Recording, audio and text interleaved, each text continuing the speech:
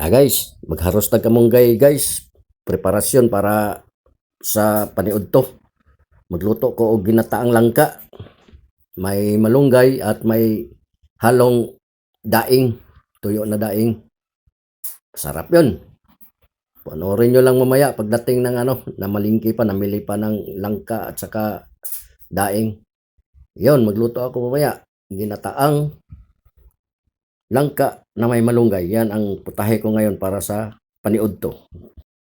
Oh, ito na guys. Pinalambot ko na ang langka. Tapos, linagay ko na rin yung ricado at saka yung tanglad para mabango. Siyempre, ang ginamit ko dyan, pampalambot, yung pangalawang gata para masarap, para malinamnam habang pinalambot siya. O mausad ni akong ihalo, isubak ba? Kining buwad nga labahita. Sus, lamian ni, maonim kadag humot. Nya, naasay malunggay, nakaridi na, para iniglata ito ng langka, ilunod na ni sila. Mauni sila, nakahanda na ni sila.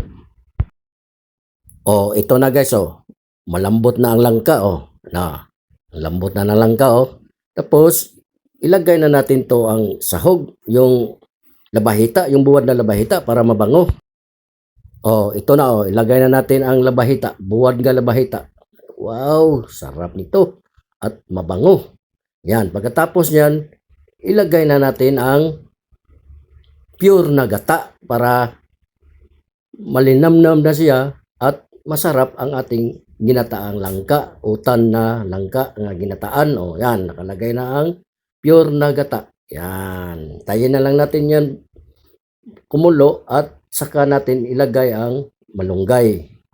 Yan mga karaki, mga idol. Ganyan lang kasimple ang luto ng ginataang langka na may malunggay. Yan. Ito na, kumulo na. Ito na ang final.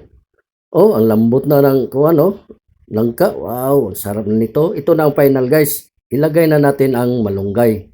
Yan, na may kasamang dahon na sibuyas. Yan oh. Wow, sarap na yan oh. Ito na ang final oh. Hintayin na lang natin yan kumulo para mahapkok ang malunggay. Ayos na. Oh, pwede na oh.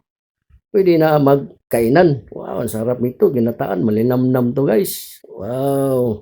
Ito ang final na move para maluto na ang ating ginataang langka. Wow, sarap oh. Wow.